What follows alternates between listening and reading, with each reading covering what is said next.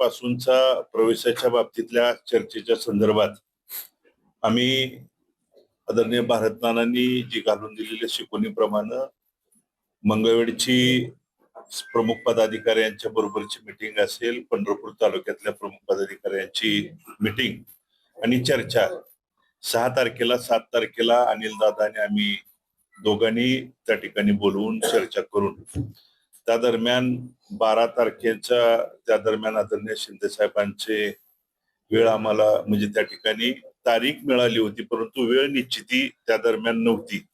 संध्याकाळची वेळ का दिवसाची वेळ, परंतु दिवसाची दुपारची वेळ त्या ठिकाणी मिळाली. दुपारी 12 तारखेला दुपारी 2 वाजता आपल्या पंढरपूरमध्ये परवा दिवशी 2 वाजता टिळक स्मारक मध्ये त्या ठिकाणी हा पक्षप्रवेशाचा कार्यक्रम आयोजित केला जातोय.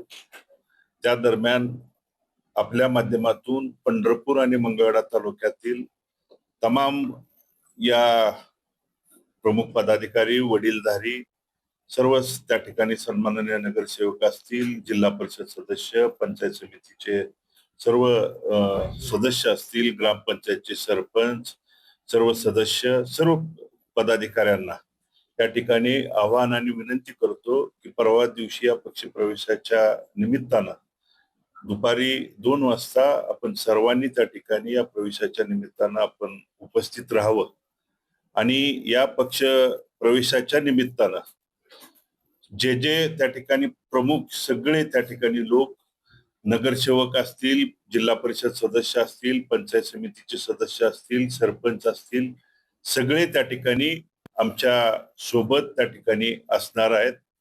हे प्रथम त्या आपल्या सर्वांच्या समोर पत्रकार बांधवांच्या सोबत त्या ठिकाणी नमूद या निमित्तानं करतो. आमच्या मंगळवेढ्यात जवळजवळ 20 नगरसेवक आणि 1 नगराध्यक्ष असे मिळून 21 आहेत.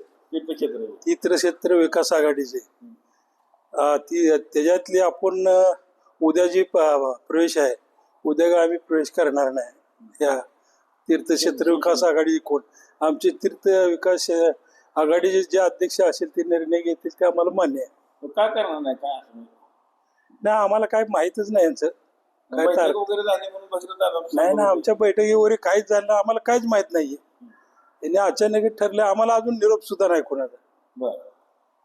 पूर्ण नाराज उद्या यायच्यावर नाही, आम्ही उद्या जाणारच नाही. कोण आमच्या आघाडीचे अध्यक्ष जाणार नाही ते आम्ही जाणार नाही. कोण जे आमच्या आघाडीचे अध्यक्ष जे निर्णय घेतील ते आम्हाला समजायला मान्य आहे.